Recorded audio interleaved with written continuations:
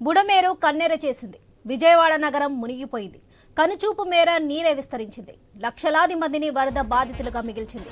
అటు కృష్ణమ్మ ఉగ్రరూపం, ఇటు బుడమేరు కన్నెరతో బెజవాడ బెంబలెత్తింది. ప్రభుత్వం సహాయక చర్యలు చేపట్టింది. కృష్ణా పరివాహక ప్రాంతంలో కురిసిన భారీ వర్షాలకు హోరెత్తిన చిన్న పెద్ద వాగులను కలుపుకొని పూనకం వచ్చినట్లుగా విరుచుకుపడింది. బుడమేరు పరిసర ప్రాంతాల్లోని జనవాసాల్లోకి జలం ప్రవేశించింది. చూస్తుండగానే ఒక్క అడుగు పెరుగుతూ పోయింది. విజయవాడ నగరాన్ని ఒక పక్క ముంచెత్తింది.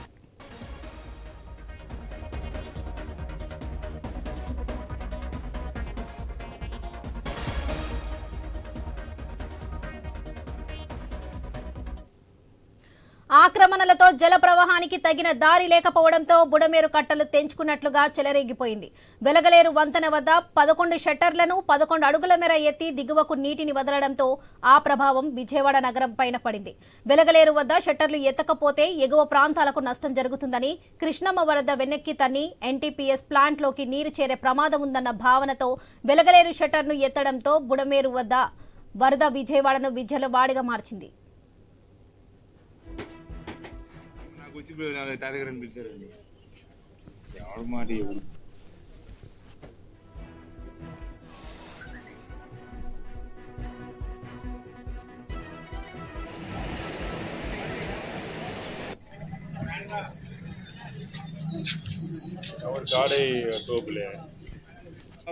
ఈయన ఇప్పుడు పంపించారు.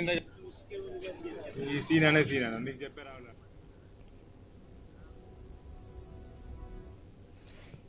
ఇప్పటికీ ఎన్నిసార్లు తుఫాన్లు రాలేదు, ఎన్నిసార్లు వాయుగుండాలు రాలేదు. అయినా ఈ వాయుగుండం సృష్టించినంత విలయం ఎప్పుడు జరగలేదేమో. ఊహించని విధంగా విసిరిన జలఖడ్గం విజయవాడను కోలుకలేని దెబ్బతీసింది.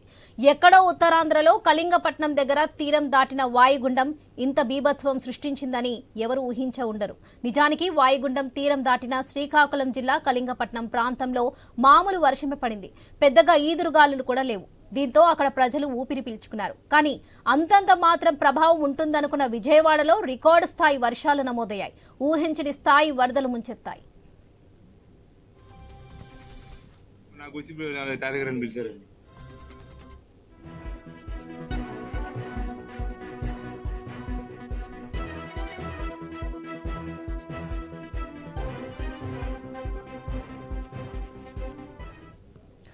కుంభవృష్టి వర్షాలకు సంబంధించి విజయవాడ నుండి మరింత సమాచారం మా ప్రతినిధి భార్గవ్ అందిస్తారు. భార్గవ్, చెప్పండి. వరలక్ష్మి, విజయవాడ మహానగరం మహాసంద్రంలా మారిపోయింది. ఎగువ నుంచి వస్తున్నటువంటి వర్షాలు, ఎందుకంటే ఈరోజు ఉదయం నుంచి వర్షాలు తగ్గుముఖం పట్టినప్పటికి కూడా ఎగువ నుంచి వస్తున్నటువంటి వరద జలాలతో పూర్తిగా బుడమేరు ముంచెత్తిందని కూడా చెప్పుకోవచ్చు. విజయవాడ మహానగరంలో దాదాపు 80% అనేక కాలనీలన్నీ కూడా పూర్తిగా నీట ముంపుకు గురయ్యాయి. దాదాపు 7 లక్షల మంది వరకు కూడా నీటలో మునిగి ఇళ్లన్నీ కూడా మునిగిపోవడంతో కట్టుబట్టలతో బయటకు వస్తున్నటువంటి పరిస్థితి కూడా ఉంది. ఇంకా అనేక మంది తమ కాలనీల్లోనే ఎత్తైన భవనాలపైకి ఎక్కి ఉన్నటువంటి పరిస్థితి కూడా ఉంది. మనం చూస్తున్నాం ప్రస్తుతం ఉన్నటువంటి ఈ ప్రాంతం ఏదైతే ఉందో కుమ్మరపాలెం ప్రాంతం, ఇదంతా కూడా ఇక్కడ ఉన్నటువంటి నుంచి మనం వస్తున్న అన్ని ప్రాంతాలు కూడా ఈ రోజు ముంపులోనే ఉన్నాయి. ఇక్కడ కుమ్మరపాలెం వచ్చేసరికి ఇక్కడ ఉన్నటువంటి ఆ భవనాలపైకి ఎక్కి చాలా మంది కూడా కోసం ఎదురు చూస్తున్నారు. హెలికాప్టర్ వెళ్తుందా, లేదంటే ఏదైనా పడవేసుకుని ఎవరైనా వస్తారనేటువంటి ఆవేదనతో కూడా వారు సహాయం కోసం ఆర్జిస్తున్నటువంటి పరిస్థితి కూడా ఉంది.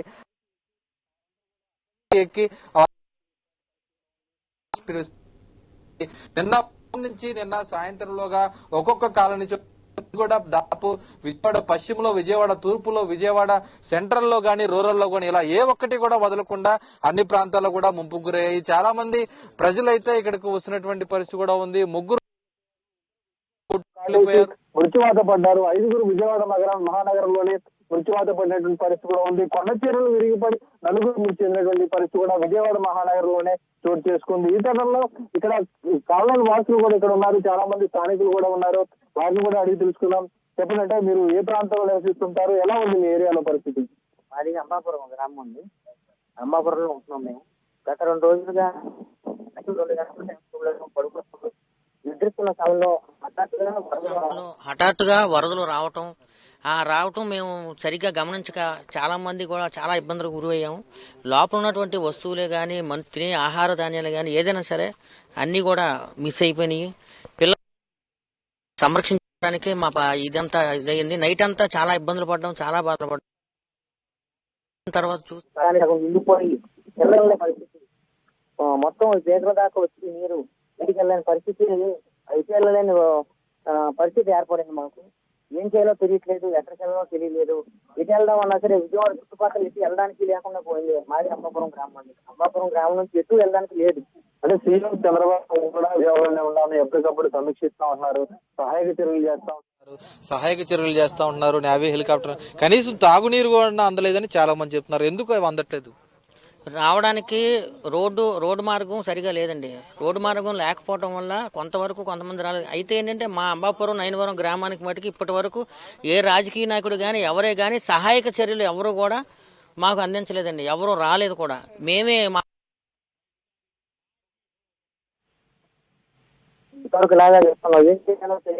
చేస్తున్నాం. ఏం చేయాలో తెలియక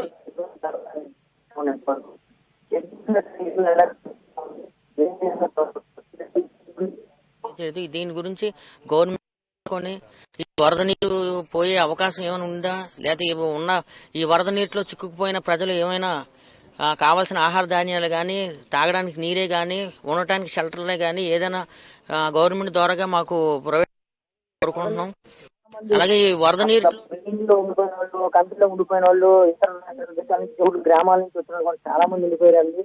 అలా ఉండిపోవడం వల్ల ఎటు వెళ్ళడానికి పరిస్థితి అయిపోయింది. ఎటు వెళ్ళినా సరే జలమయం, ఎటు చూసినా సరే గొంతు వరకు లోతు నీరు ఉంది. ఇది దయచేసి గవర్నమెంట్ ప్రభుత్వం చంద్రబాబు నాయుడు గారు ఇది మనసులో కొద్దిగా ప్రజలు ఏదో రకంగా సాయం పొందాలని, సాయం చేస్తారని మేము కోరుతున్నామండి. సాయం కోసం ఎదురు చూస్తున్నామండి. చూస్తున్నాం కదంటే కుమ్మరపాలెంలో ఉన్నటువంటి సింగనగర్ లో గానీ, ప్రకాష్ నగర్ లో గానీ, జక్కంపూడి కాలనీ, దీని తర్వాత ఉన్నటువంటి కాలనీ జక్కంపూడి కాలనీ కూడా మనకు కనిపిస్తుంది. అక్కడ కూడా పెద్ద పెద్ద భవనాలు ఉన్నప్పటికీ కూడా అవి కూడా ఆ ground floor, first floor, second floor వరకు కూడా నీరు వెళ్లిపోయాయి. కనీసం బయటకు వచ్చేటువంటి అవకాశం కూడా లేదు. రోడ్డుపై వెళ్తే ఖచ్చితంగా పీకల లోతుకు పైగా నీరు ఉండడంతో ఖచ్చితంగా అయ్యేటువంటి అవకాశం ఉండడంతో కేవలం పడవల ద్వారానే వారు బయటకు వచ్చేటువంటి వెసులుబాటు కూడా ఉంది. ఆ స్థానికులందరూ కూడా ఇంకా ఆ భవనాలపై ఉన్నటువంటి వారందరూ కూడా బయటకు రాకపోవడంతో వారిని కాపాడేందుకు ప్రయత్నాలు చేసినటువంటి పరిస్థితి కూడా ఉంది. ఇక్కడ జరిగిన ఎటువంటి ఘటన ఇప్పుడు ఎలా ఉంది? ఎప్పుడో ఒకసారి వచ్చింది కానీ 2021 2007 వచ్చింది ఒకసారి. నేను ఆల్రెడీ డిపార్ట్మెంట్ చేసి రిటైర్ అయ్యాను. మేము కూడా పడవలు వేసుకుని వెళ్ళి లాక్కొచ్చాం సింగనగర్. ఒక 2 రోజులు పడిందంటే ఇంత వాటర్ రావడం అనేది ఇంతవరకు మేము ఎప్పుడు చూడలేదు. నేను దగ్గర 30 ఏళ్ళు అయింది వచ్చి. అసలు ఎప్పుడే కానీ ఇలాంటి నీరు రావటం కానీ ఏం లేదు. కొంతమంది ఆక్రమణదారులు ఈ వాటర్ వెళ్ళే ప్లేసులు కూడా ఆక్రమించేసిన వల్ల కొంత నీరు వెళ్ళే వెసులుబాటు లేక కొంత ఇది కూడా చెప్పుకోవచ్చు. కొంతమంది ఏంటంటే వెంచర్లు వేసి హైట్ లేకుండా డౌన్లోనే కట్టేసి ఆ షో చేసేసి ఆ కస్టమర్లకు అమ్ముకొని ఆ రూపాయి కోసం వాళ్ళని అలా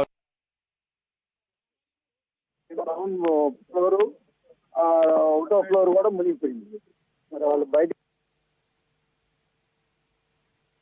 కోసం ఎదురు చూస్తున్నారు. ప్రభుత్వం వాళ్ళకి ఏదన్నా వెసులుబాటు కలిపి వాళ్ళందరికీ సాయం చేస్తారని. ఎంతమంది అపార్ట్మెంట్ల మీద ఉన్నారు, నిన్నటి నుంచి కూడా ఉన్నారంటున్నారు కదా, వారిని బయటకు తీసుకొచ్చేందుకు యంత్రాంగం గానీ నాయకులు గానీ ఏమన్నా వచ్చారంటారు? వచ్చారండి. ఇప్పుడు తెల్లారి నుంచి నిన్నటి నుంచి సీఎం గారు పర్యవేక్షణలో చేస్తున్నారు బాగానే. కానీ ఇంత జనానికి ఎంతైనా ఒకేసారి చేయటం అనేది కష్టం. కాబట్టి ప్రజలు కూడా అర్థం చేసుకోవాలి. నాకు అందలేదు అంటే ప్రభుత్వం అయినా ఎంతవరకు చేయగలదు, చేస్తుంది. కొద్దిగా అందిన వాళ్ళకి అందుతుందో అందిన వాళ్ళు కొద్దిగా బాధపడుతున్నారు. కాబట్టి అందరికీ సాయం చేయాలని వాళ్ళు ప్రయత్నం చేస్తున్నారు. అందరికీ సాయం జరుగుద్దని ఆశిస్తాం. మరి కొంతమంది గ్రామస్తులు కూడా ఉన్నారు. చెప్పండి, మీది ఎక్కడ ఉంటారు, ఎక్కడ నివాసం ఉంటారు మీరు? మాది అమ్మాపురం అండి. అమ్మాపురం మేము ఇక్కడ అమ్మాపురం పేకల దాకా నీళ్ళు మునిగిపోయి ఇప్పుడు దాకా మేము ఇబ్బంది పడాం. నీళ్ళు అందక మంచినీళ్ళు ఇది లేకుండా తినడానికి కూడా ఇది లేకుండా పోయాం. అయితే ఇప్పుడు నీళ్ళు తగ్గడం వల్ల మేము బయటకు వచ్చాక పోలవరం కాలం ఏదో తెగిందంటున్నారు. దానివల్ల మాకు నీరు వచ్చింది. బోరమైన వంతున ఒకటి మట్టి తోలుకుంటాం, ఆకర్షిస్తాం, మట్టి మొత్తం అమ్ముకుంటాం, చేస్తాం, ఇది చేస్తున్నారు. అది తగ్గిస్తే మాకు ఈ నీరు తగ్గుద్ది. అది మాకు కావాల్సింది, న్యాయం కావాలి. అంటే ఇప్పుడు మీ గ్రామంలో ఇంకా ఎంతమంది లోపల ఉండిపోయారు, ఇంకా అందరూ బయటకు వచ్చారు? ఉన్నారండి లోపల, అమ్మపురంలో లోపల చాలా మంది ఉన్నారు.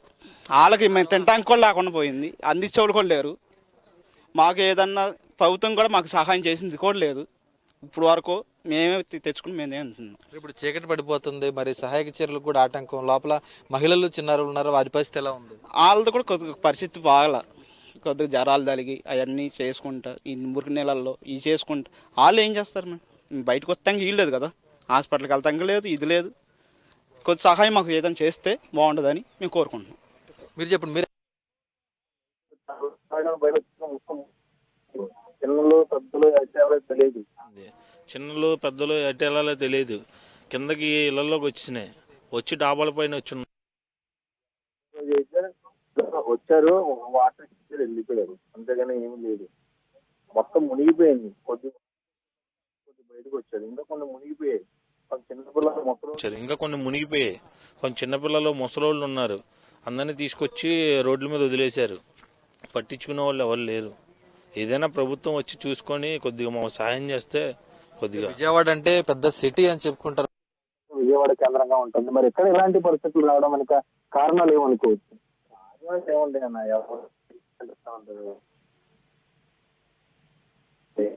డెవలప్మెంట్ ఇప్పుడు ఎక్కడైనా డెవలప్ అని చెప్పేసి ఇంకా దాని గురించి డెవలప్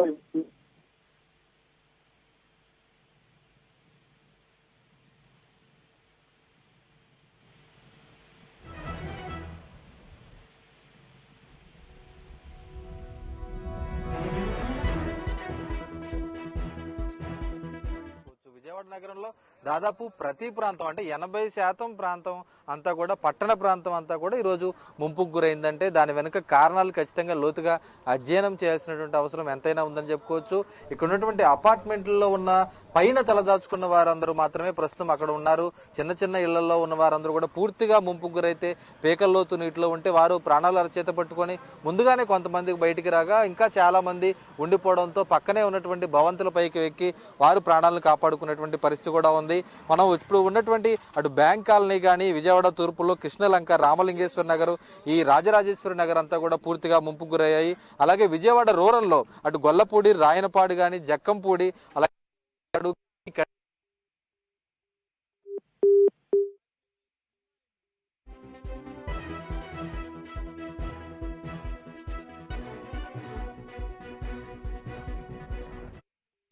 థ్యాంక్ యూ.